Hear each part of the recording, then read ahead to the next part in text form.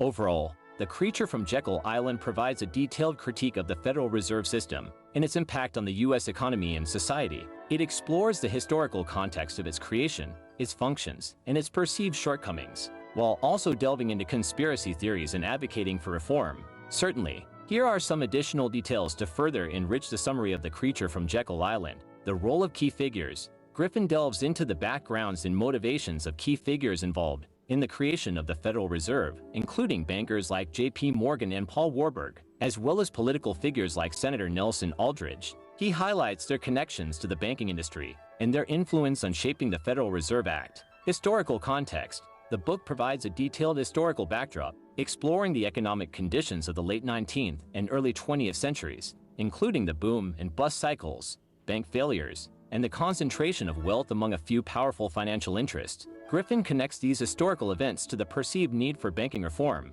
and the eventual creation of the Federal Reserve. The mechanics of the Federal Reserve. Griffin explains how the Federal Reserve System operates, including its structure with regional Federal Reserve banks, its monetary policy tools such as open market operations and reserve requirements, and its role in regulating the banking system. He also discusses the Federal Reserve's influence on interest rates, inflation, and economic growth, impact on society. The book explores the broader societal implications of the Federal Reserve's policies, including income inequality, wealth concentration, and the erosion of purchasing power for the average citizen. Griffin argues that the Federal Reserve's actions disproportionately benefit financial elites at the expense of the general public. Legal and constitutional issues.